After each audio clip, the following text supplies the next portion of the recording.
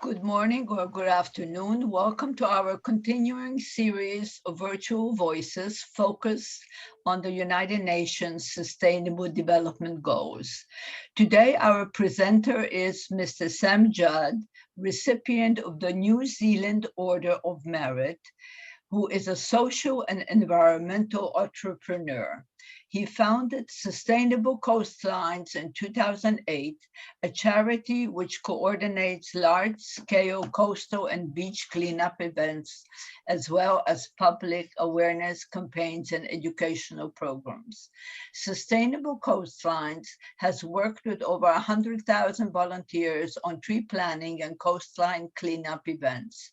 He was instrumental in bringing together 144 organizations and many people for the construction of the Flagship Education Centre in 2017, through which Sustainable Coastline actively educates New Zealanders on how to protect their local environments. The flagship received the World Energy Globe Award and sustainability-minded buildings. He has worked with differences on conservation projects and collaborated extensively with prisons to develop opportunity for future employment for former prisoners. He also was the founding chairperson of Pūniu River Care, guiding the charity which now employs 47 local rangatahi Māori and plants more than 500,000 native seedlings annually for restoration projects. He is now working to scale this model nationwide and hopefully worldwide. Mr. Judd was named New Zealander of the Year for the Environment in 2010 and Young New Zealander for year 2013. Sustainable Coastlines was recognized with the Supreme Award at the 2013 by the New Zealand's Ministry of Environmental Green Awards. Over to you, Mr. Judd. Thank you, Dr. Dubeck. I'm just going to share my screen.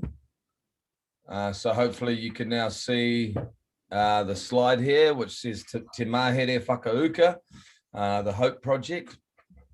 So I'm going to start with a traditional te reo Māori greeting. So whenever we do presentations here in Aotearoa, it's customary to do a bit of an introduction in the local Indigenous language. I'll come back to why that's important later, but I've put it into a translation so that you can understand what I'm saying. I'm not going to read it out in English. Ko rimu taka nā pai maunga, ko te awa kairangi te awa. Ko te whanganui ātara te moana. Ko whaingaroa te kainga i nā ia nei. He whakamihi atu ki nā tipuna nei. He whakamihi atu ki nā kuia nei. He whakamihi atu ki nā kaumātua nei.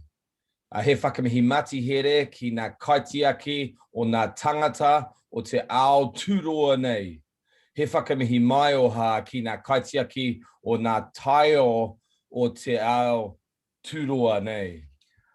Hari koa taku nākau ki te haere mai ki te tautoko o te kaupapa o te rā. He hua tau pui pui o te moana me nā awa me te nāhere ahau. Ko te māhere whakauka taku mahi kaupapa.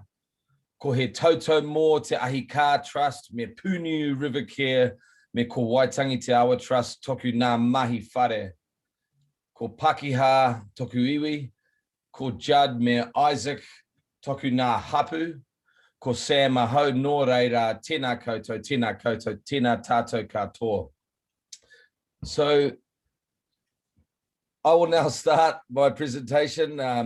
I started my journey in social and environmental entrepreneurship 12 years ago, where we started a charity called Sustainable Coastlines. That began for me with a love of the ocean. I'm a surfer, I'm a spear fisherman, and we're very lucky down here in New Zealand. We have some beautiful coastlines and waters, and this passion has taken me right across the Pacific Islands and around the world, traveling to go and enjoy nature.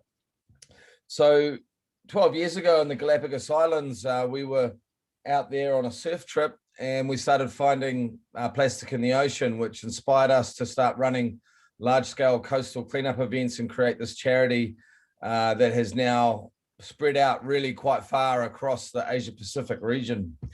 The charity is all about enabling people to look after the waterways and coastlines that they love. So that there was the mission statement, and the vision is for beautiful beaches, for healthy waters, and for inspired people. Now, this third part of the vision is really the most important part, because it's people that have caused the problems for our coastlines and waterways. People have damaged them, but it's also people who fix those problems. So we've gone about focusing on people as the solution to these issues, because the world would be better without a whole bunch of humans here, but we need to get it back to what we want.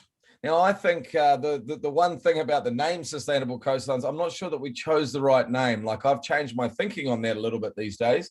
I'm no longer happy with the idea of sustaining what we've currently got, because I'm not happy with what we've currently got when it looks like this, or where it looks like this, which is from New Zealand, which we found ourselves.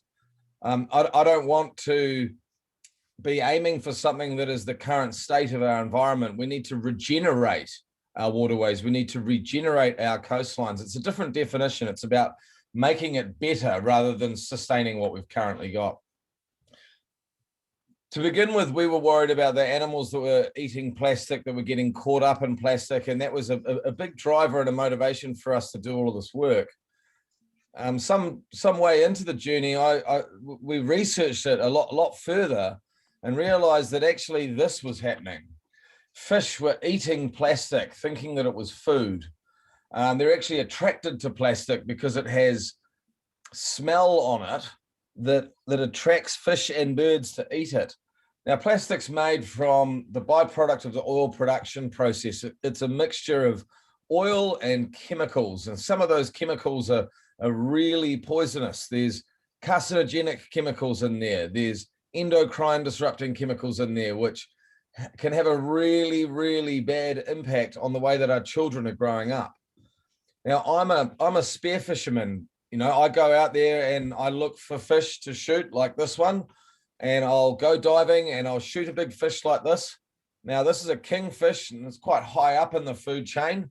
Now, for that fish to get really big like that, it would have eaten a lot of smaller fish like this. So when you're hunting those bigger fish, they can end up having a high concentration of the chemicals that are being found in some of the smaller fish. It's a process called bioaccumulation. Now, when we realized that fish were eating plastic and that our food source was getting poisoned, it really motivated us to take this issue very seriously. Particularly for me, when I learned more about endocrine disrupting chemicals and what they can do to the way that children grow up. When I had my baby daughter, this is her, Juliet, she's now 9 years old. This is a photo when she was quite small, helping us plant some trees. But I realized that if too many endocrine disrupting chemicals were to get into her body, that it could make her go through puberty early and become infertile. So for me, I mean, one of my goals in life is to become a grandfather. And I would like to have grandkids that I can teach some of the stuff that I've learned. I'd like to be able to teach them to go fishing. You know, I feed fish to my own daughter. So all of a sudden, people dropping plastic was impacting my ability to become a grandfather. You know, that's a really cross-cutting issue. It's not so much about saving the whales or the dolphins or hugging trees. You know, this is about the future of our families. You know, we found an angle that everyone cares about.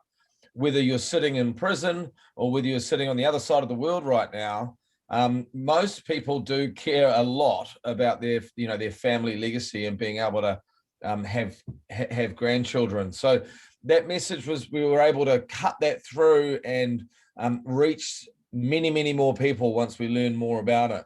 The theme there is that we really learned a lot about the issue in the early days to really understand what was going on, and then we would deploy that to motivate people to take action. But that wasn't quite enough, because just awareness is not enough. We need large-scale implementation. To do that, we realized that we needed to prove the effectiveness of what we were doing. We needed professional evaluation.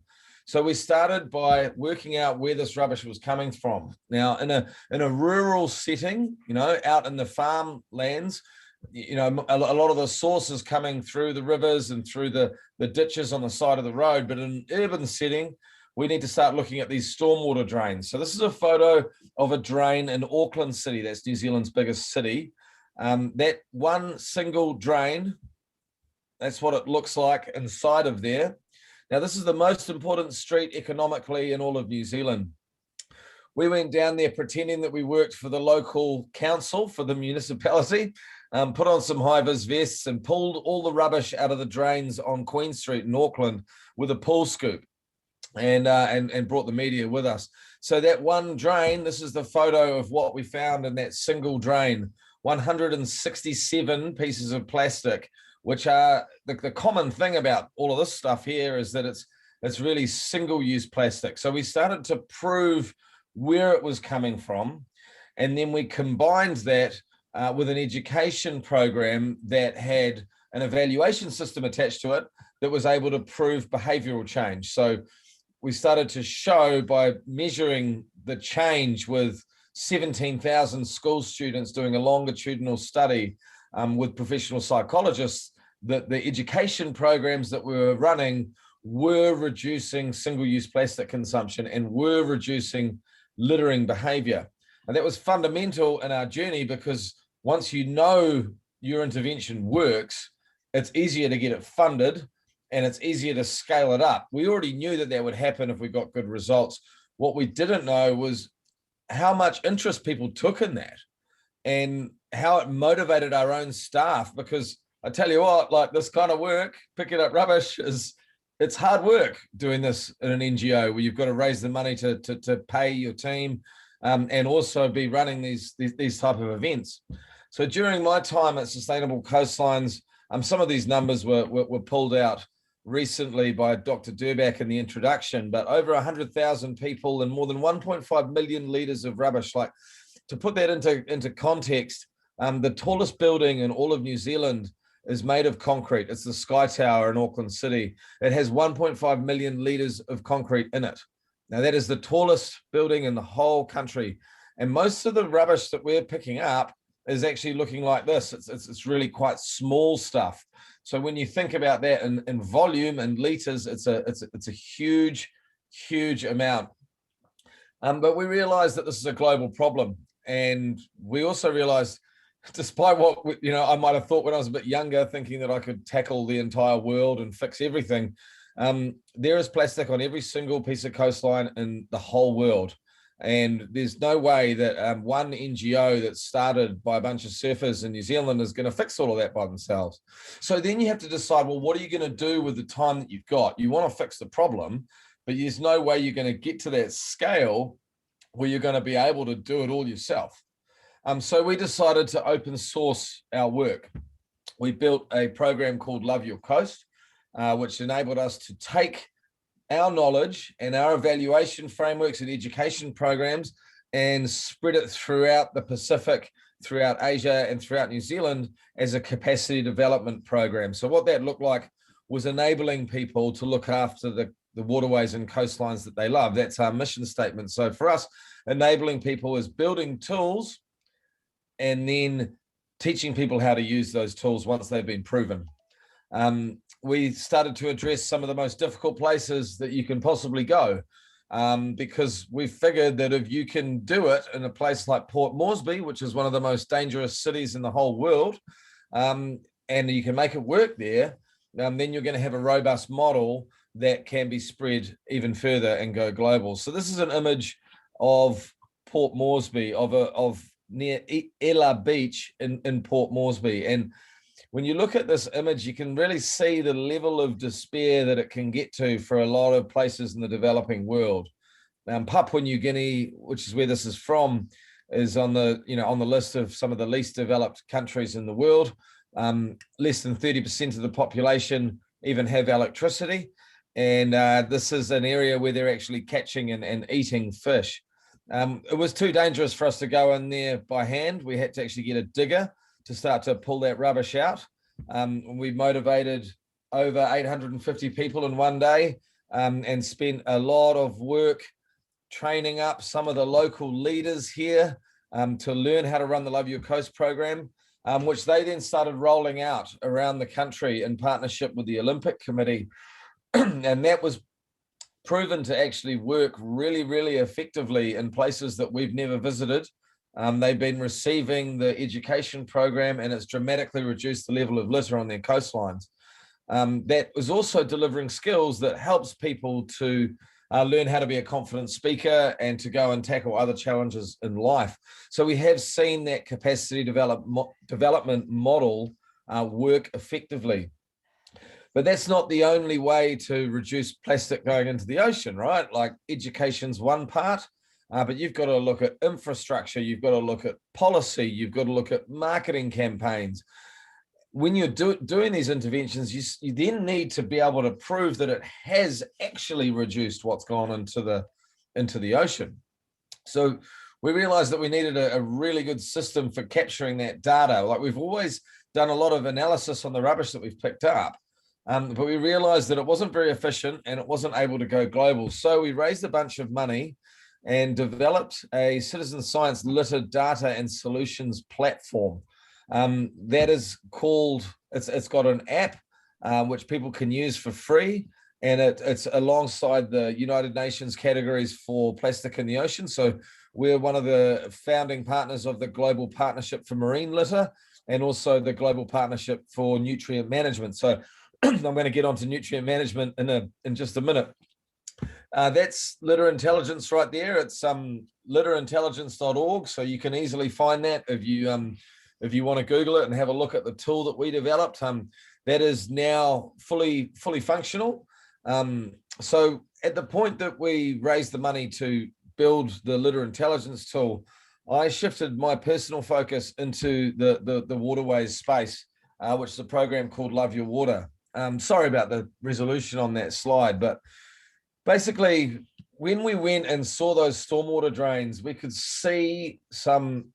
smell the problems that weren't quite as visible as plastic is. It's quite visible here when you look at a river that has got stock have got access to it. Now, this is quite a common sort of sight in New Zealand. When heavy hooved animals are walking on the side of a riverbank like this, they are defecating into the river, or their effluent is going into the river. We also have fertilizer pouring into our rivers, and we also have breaking up of the land, which causes sedimentation. So this is the biggest river in New Zealand, Te Awa Waikato, or the Waikato River, and you can see that plume of sediment that's pouring out of that river mouth there. Now, that's a very common sight in a lot of rivers around the world. They should not be running that color. They should be running clear. Now, when they're running that color, they cause major problems for people and the environment. This is actually a surf break on the left side of the screen, right where that point is. I actually got sick surfing there one time, and that really reinforced it for me of how important this issue was. A lot of our waterways that have too many nutrients in them, what happens is we get these algal blooms. So that's a close-up shot of algae right there. It's obviously an aquatic plant, so that feeds off the nutrients that are pouring into the waterways, and it clogs up the ecosystem. Now, that causes major problems, especially with climate change, because the algae grows faster the hotter it is. So when a whole bunch of algae pours out into a river mouth, you can get a really, really bad situation called a dead zone, where you get a lot of microorganisms that feed on the algae, and then they die, they drop to the bottom of the ocean, and they rot away. As they rot, they pull the oxygen out of the water. That makes it very, very difficult for fish and other species to be able to survive in those conditions. So dead zones are becoming more and more prevalent around the world. We really hope that we don't start to see them here in New Zealand, although we've got about 4 of our major waterways are at high risk of becoming dead zones. That's where you get this eutrophic situation, and there is not enough oxygen in the water for species to survive. You end up with a lot of species that can survive it, like jellyfish, and far fewer fish. So that causes major disruptions to ecosystems. But we can talk about these problems, but what are we actually going to do about it? Well, we realized that planting trees next to waterways was something that people really, really like doing. It's good for water quality and biodiversity and climate change and human health all in one. So when you plant trees next to riverbanks, I'll take you back to this slide here where you can see this riverbank that's just pasture, that's grass, that none of this is really native trees around here. The stock are right on the water bank, so that is pouring pollution into the river, and you can see the color of the water is not very good. When you retire a section of land from the edge of the river back and put a fence up and then plant it with native seedlings like this, that is holding the riverbank together, so it's reducing sedimentation. It also creates a buffer zone. It's called a riparian buffer zone, where the trees and shrubs actually feed off the nutrients and eat those nutrients to stop them from going into the water. So it's reducing the amount of bacteria and the amount of nutrients going in there.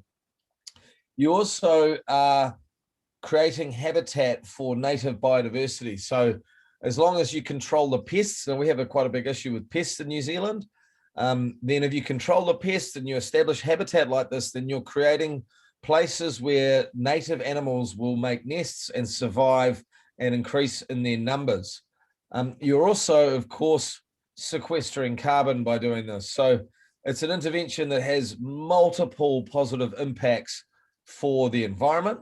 But what we also learned is that it actually has really good impacts for people as well.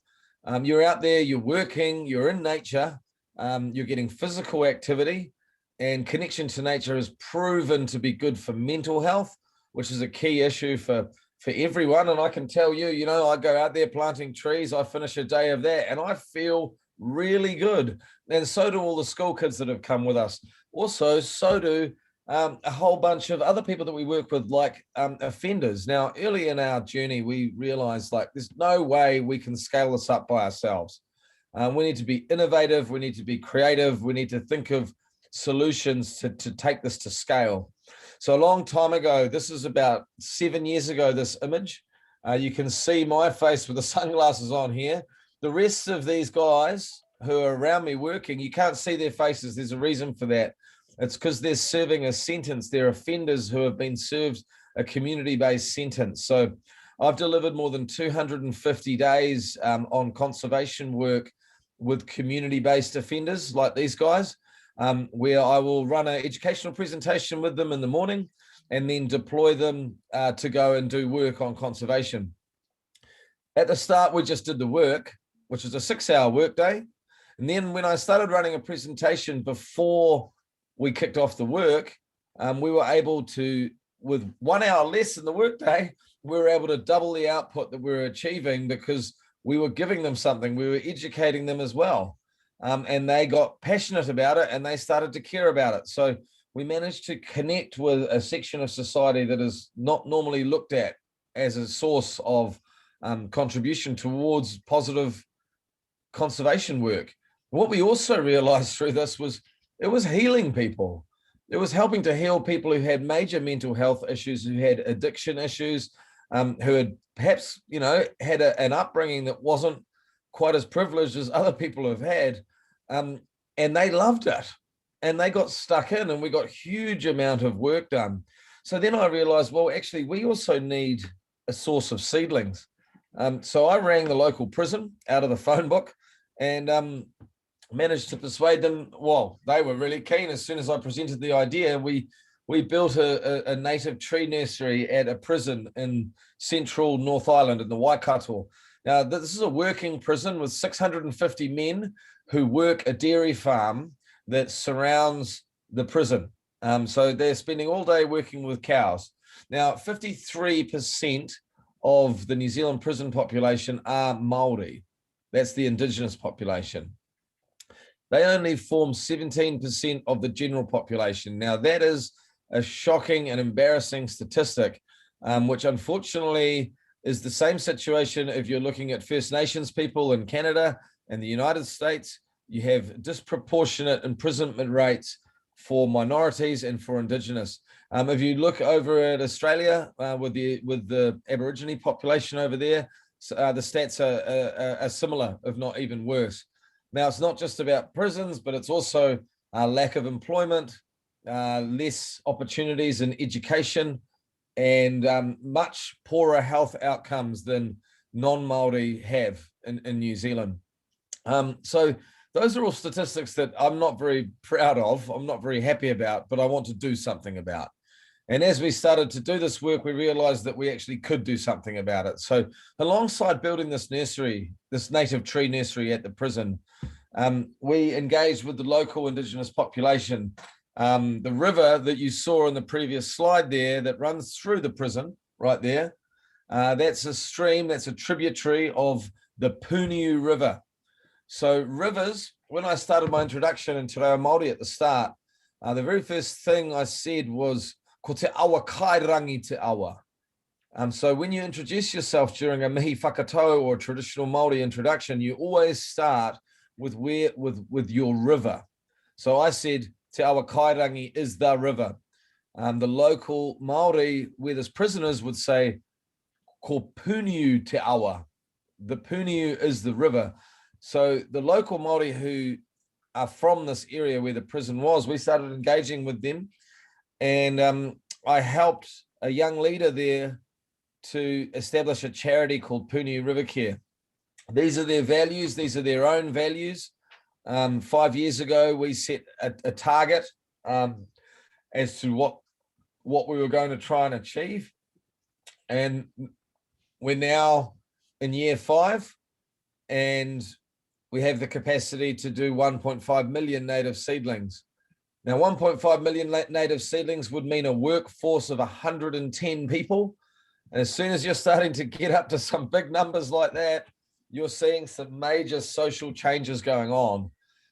You're talking about some of the staff, or quite a significant number of the staff in this organization, have come from a situation of unemployment, of deprivation, of unequal opportunity, unequal educational opportunities, and now they're super proud, and they're in there running a very, very large nursery right next to their marae, which is a traditional meeting house, and they give us a really, really strong story of success. Now, when they asked me to chair this organization at the very start, which is about 5 years ago, I agreed to do it on the provision that I would not be there forever. So my whole career, I've always focused on putting myself out of a job. So I did it for 3.5 years, and then I passed that on. So this is a model, a proven model, that we're now taking nationwide across New Zealand, and internationally is the goal. So the issue that we're addressing here is, we know that this organization has seen improvements in health. We watched the staff get fit, like lose weight and get fit and strong.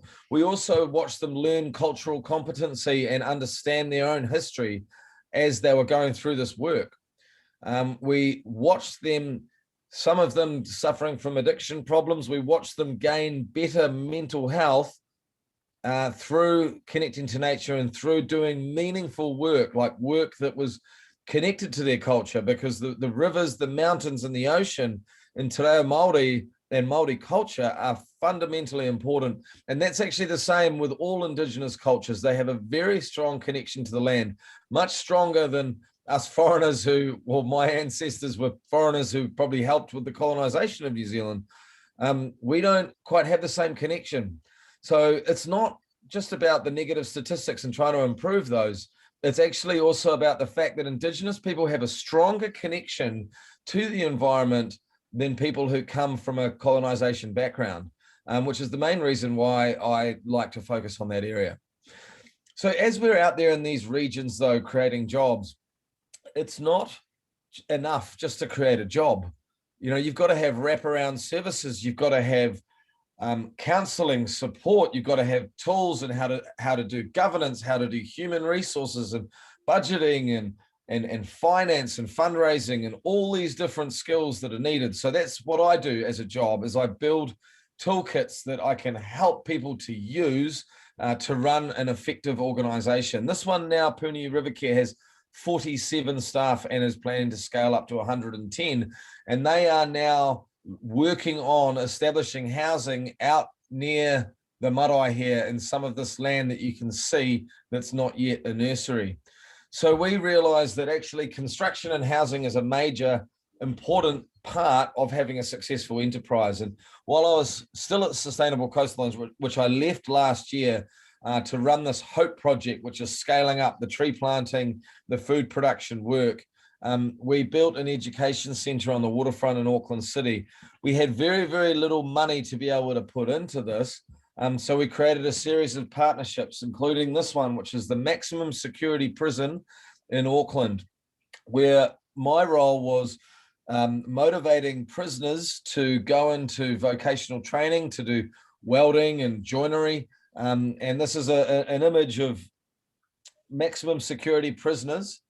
Most of them are violent offenders, cutting up a shipping container with a 9-inch angle grinder, which is an extremely dangerous piece of work to do, but it is actually what people need. They need skills so that they can depart from prison and go into employment. That is proven to reduce reoffending, which is proven to save taxpayer funding. So if you can do that, if you can deliver, for example, a whole bunch of native trees being produced like we did at the other prison, and create horticulture qualifications for people who are serving a sentence, and then they get a job when they come out of prison, and then they don't go back into prison. You can prove that if you have a big enough data set. That's going to save the taxpayer $100,000 a year in New Zealand, which gives you a sustainable financing mechanism that's not just good for continuing to plant trees, but it's making people's lives better. It's reducing grief, it's reducing crime, it's helping a core social area of society, which also is good for health, because the less crime we have, the less health problems you're going to have. And when you're, again, you know, one of the things I can tell you from having worked in 8 different prisons is that it is not a very nice place to be, this place, these workshops. You know, we're talking about working with violent offenders who have had a very, very difficult past, and it's not very good for your mental health sitting in a place like that. So there are connections between social problems, environmental problems, and health risks that can be brought together in a really simple thing like cutting up steel or making something out of wood or growing trees. So this is the Flagship Education Centre. This is a traditional Māori waka or canoe, which we had in the middle of our event space when they wanted to use it for some training. This is a photo from a drone. This has been built according to the Living Building Challenge, so it's completely off-grid. It's got composting toilets, solar panels powering it, and it's made out of 85% salvaged materials, none of which are toxic. So there's no toxic materials in this building at all. It's the most rigorous performance framework for construction on the planet. So that means that we've been able to develop a new construction methodology for building healthy houses using salvaged materials and working with prison workshops. So we're now aligning the building of houses with the jobs, planting trees and growing food. That way people have got a job in nature, healthy food, and a warm, dry house, which are some of the fundamental pillars of well-being.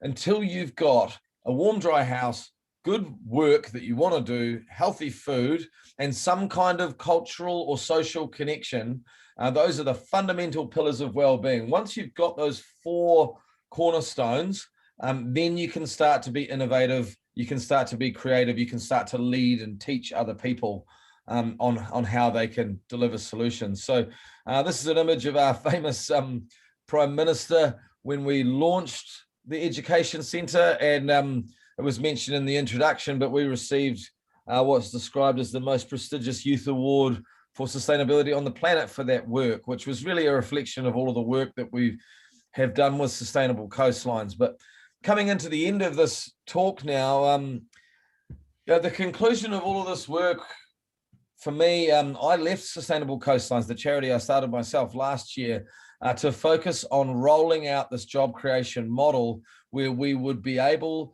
to get a big enough data set to prove social impact was happening alongside environmental.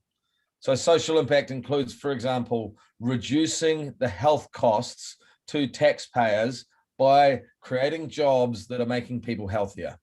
Because we know that it's happened, we've seen it happen. But the issue is, you can't prove this with just 47 staff at Pūniu River Care. You need thousands of data points to be able to prove something like a health improvement. For example, to prove a reduction of recidivism, you need 200 people with convictions to get jobs. So we decided to look at scaling this model up, and that's what we're underway with right now. We have 38 Māori-led enterprises all across New Zealand, running nationwide, and they're all creating jobs, planting trees and growing food, and working towards a monitoring and evaluation system that we all use consistently so that we can show that impact. And once we can prove that we've reduced recidivism and improved health at the same time as planting millions and millions of trees and cleaning up the environment and helping climate change, this model is going to roll out all across New Zealand and internationally, because no one wants crime, no one wants health burden on their tax bills, and everyone wants clean water and a cooler planet. So that's the goal of Te Mahere Whakauka. Within a few years, we'll be planning to share that model internationally. Now, we also know that for Māori, they want these jobs. They care about the natural environment more than religion, more than spirituality even, and more than even using the Māori language. The health of the natural environment and looking after the environment are deeply important for Indigenous people. And it's understandable why that would be the case. So we've now started rolling this out. We've built several new organizations around the country like this one. We have innovative governance models that enable cultural representation to be in charge of controlling the organization, but a bespoke board to actually run it. So these type of governance models enables the local cultural leaders to be in charge of who's on the board, but not actually be on the board, because they're all too busy, and some of them don't necessarily always have the skills that you need to run an enterprise like this. So I often describe myself, people say, what do you do? I'm like, well, I'm an enterprise design and an intervention design professional. So I help people build enterprises and build ways that they can create sustainable jobs out of them. So this is called Waitangi Te Awa Trust. Waitangi is, of course, the place where we signed the Treaty of Waitangi between the English and Māori. And this is events that we started running there last year, planting trees. We've started just deploying the model already. So this is a warm, dry, small emergency house that's being delivered to a place that has extremely high levels of deprivation in rural east coast of New Zealand. What you'll find in New Zealand, yes, we are a developed country, but the people who are below the poverty line here suffer greatly because it's really expensive to live in New Zealand. So we do have conditions that I would describe as well below that level of development. So we're combining the intervention. I'm going to finish up in the next couple of minutes.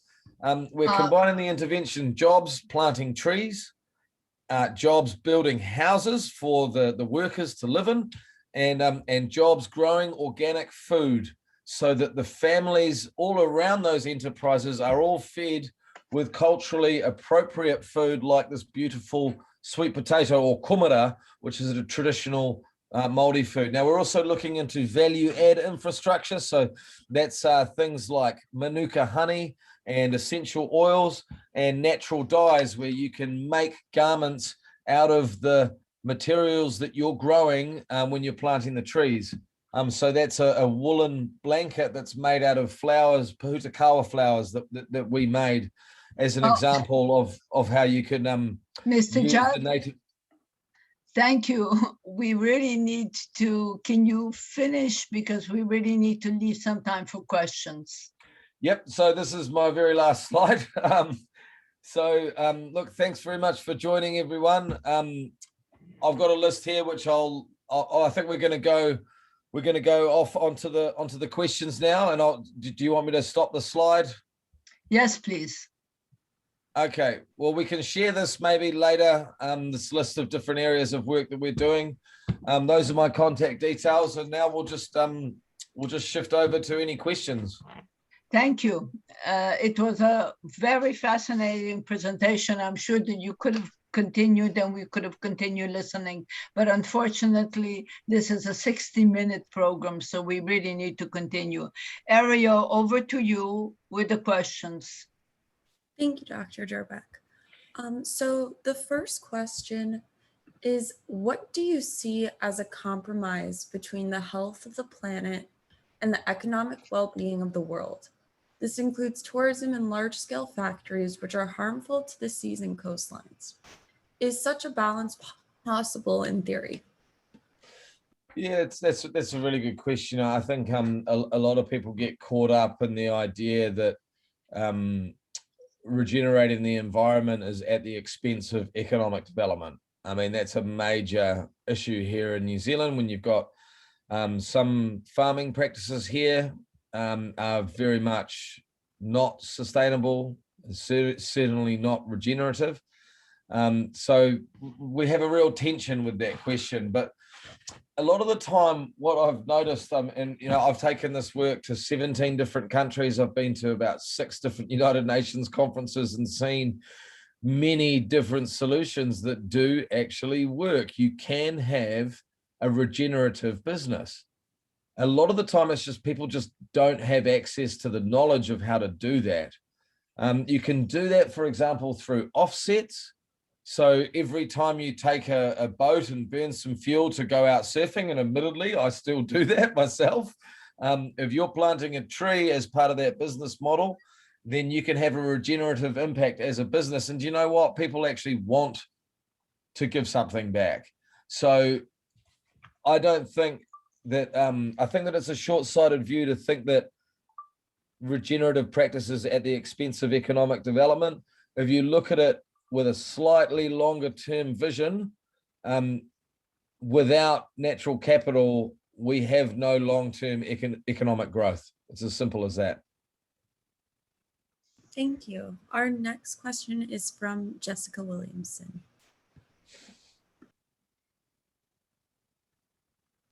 Jessica.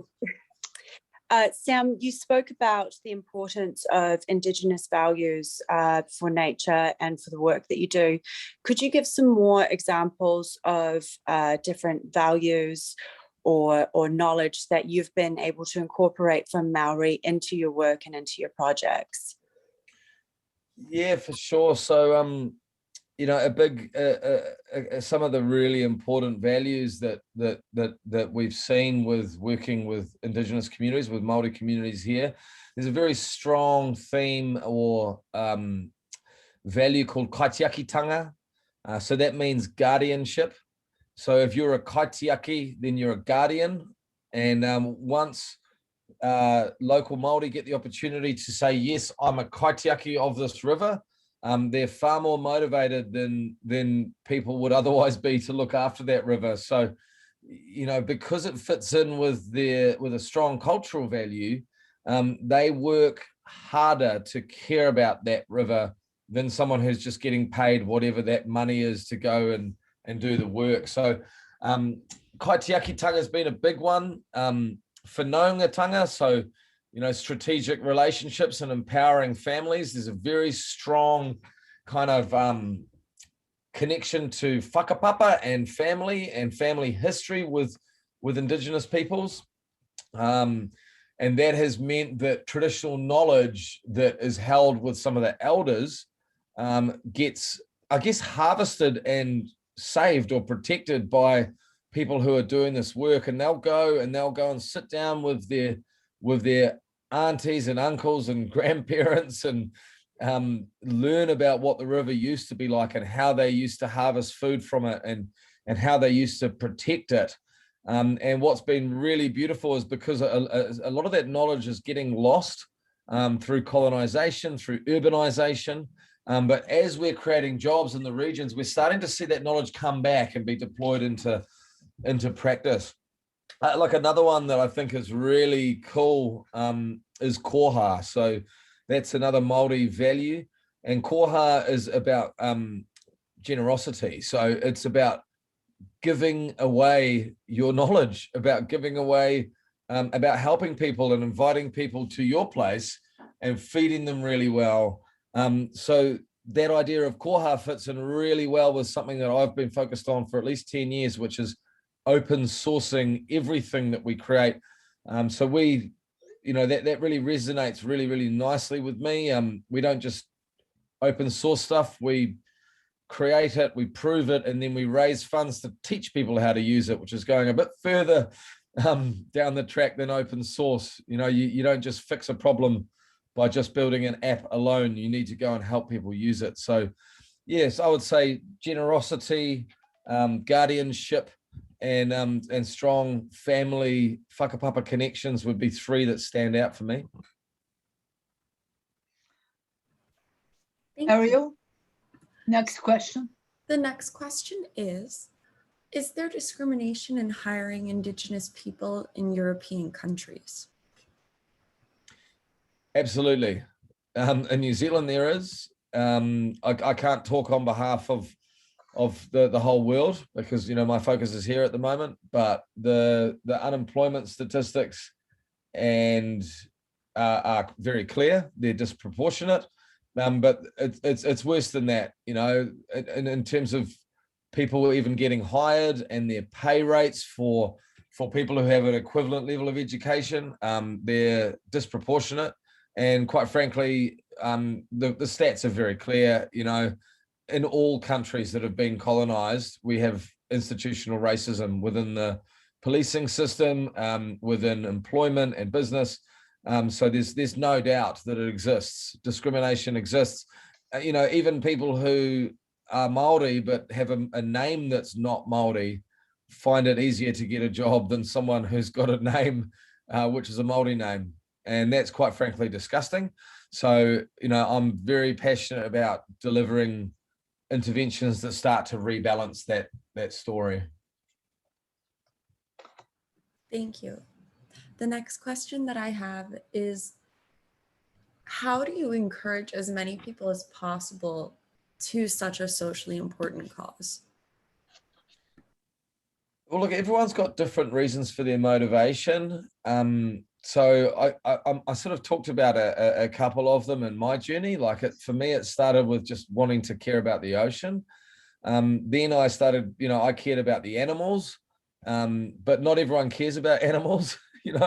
Then I started to find out more about the human health impacts of fish eating plastic, and that really drove me really, really hard.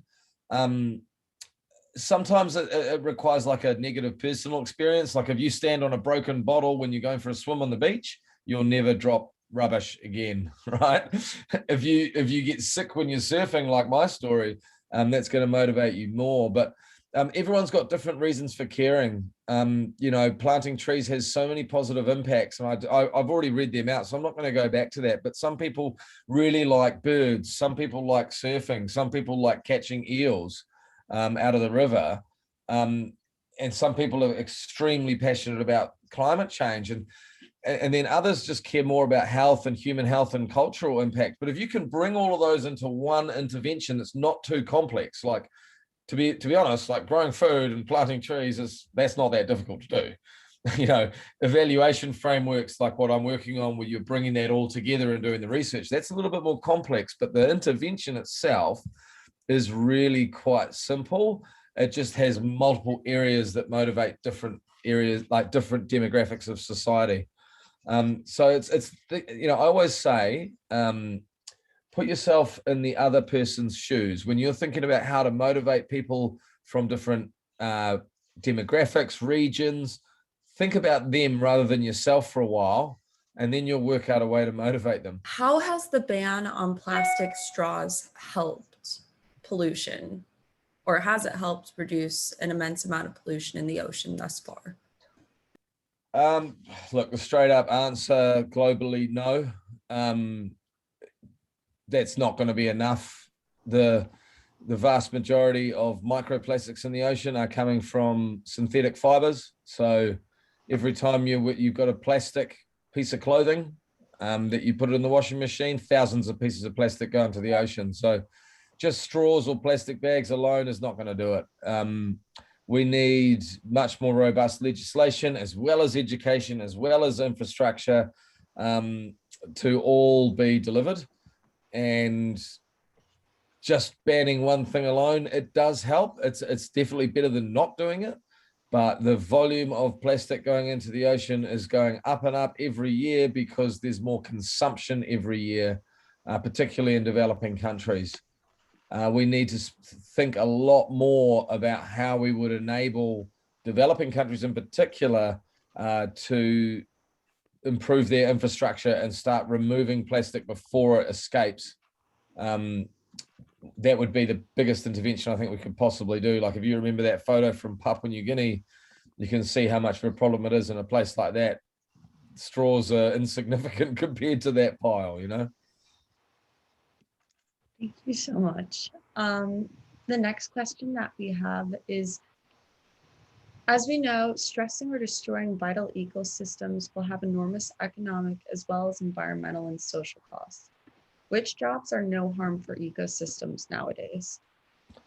Which jobs are no harm for ecosystems? Was that the question? Sorry. Yeah. Yeah. Yeah. That's a really good question. So, look, I think our focus has been on regenerative jobs. So, you know, jobs where you're actually helping the planet when you go and do them.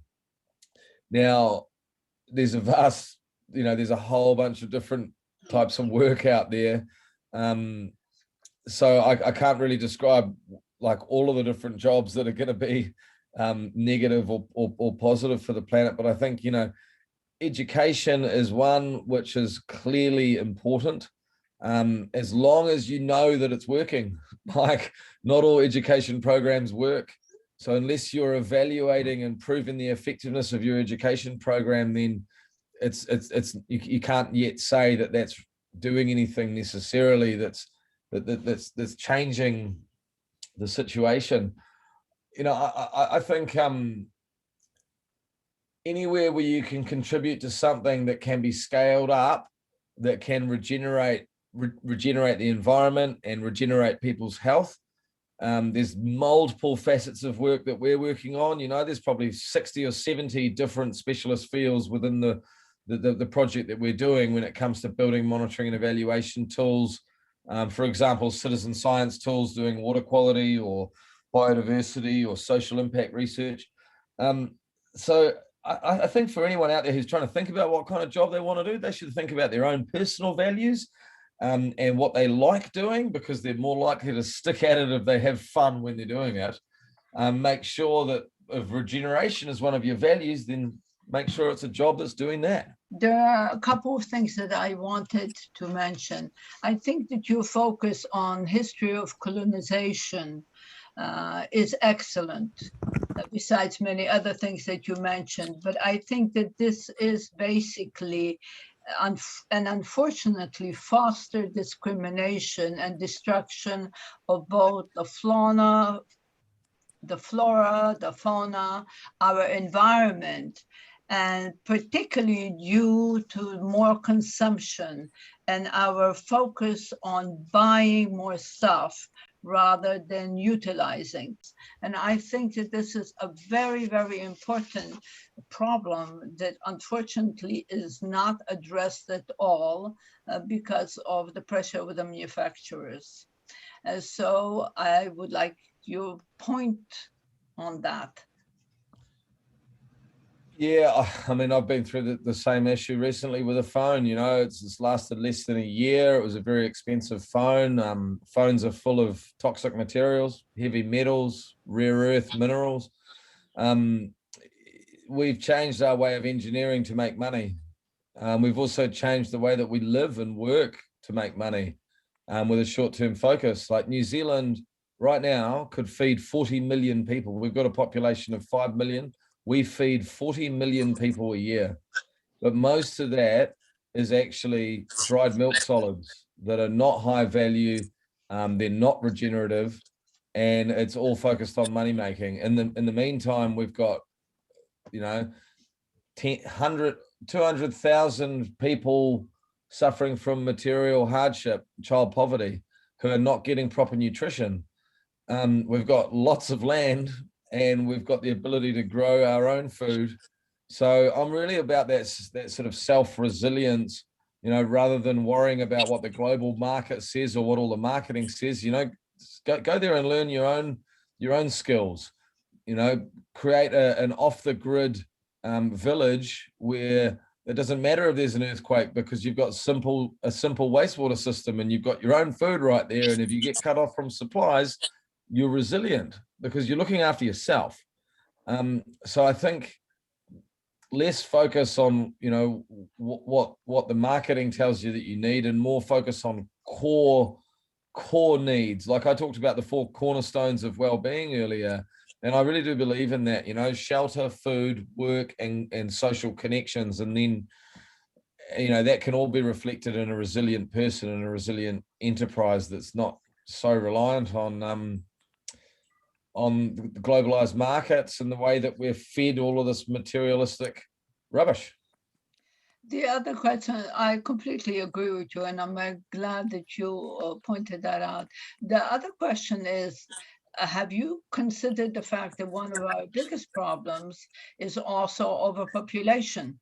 For the last, since 1960s, we've been adding 1 billion people a year to our planet every 10 years. And that's another question and point that nobody is, well, it's addressed very, very little. Do you have any thoughts on that? Yeah, I mean, I guess I do. You know, it's something that we don't really suffer from in New Zealand. We've got a very large country, but we're terrible in terms of how much we consume. So we're per capita the 10th worst in the world, in terms of how much we consume. We're probably similar with regards to emissions per capita. So we're actually really quite high in that regard. But we still don't have a very big population compared to how much land we've got. So it's not as prevalent when you're here. I mean, I've traveled in Taiwan and Singapore and places that are very densely populated. And I think, you know, there is a story about sustainable development within this as well. As populations become more developed, they rely less on subsistence agriculture, and then they start to have less children because, you know, in a lot of developing countries, they have lots of children because they need people to work the land. I mean, that's the one thing I do know from like the discussion that I had about wanting to have grandchildren, for example, is whilst it's pretty easy to persuade people that crime is bad and polluted water is bad and plastic in the ocean is bad, and negative health costs are bad, it's very difficult to try and persuade people that they shouldn't have kids. It's a very controversial topic to try and bring up. So, you know, I do see that as being an issue. However, thinking about the way that we use our land, we could sustain a much bigger population than we currently are in New Zealand. I mentioned that already. We feed 40 million people and we're not even that efficient. So we could get more efficient and more clever, and we will. We just need to spread that knowledge without it being such a focus on IP and making money out of it. I completely agree with you, and I'm most grateful for a very, very interesting presentation. I do hope that you will continue with all your projects and that they will be as successful as they have been so far. So thank you very, very much. And Ariel, thank you for moderating. And Jessica, thank you for your questions. Have a very good week. Bye-bye.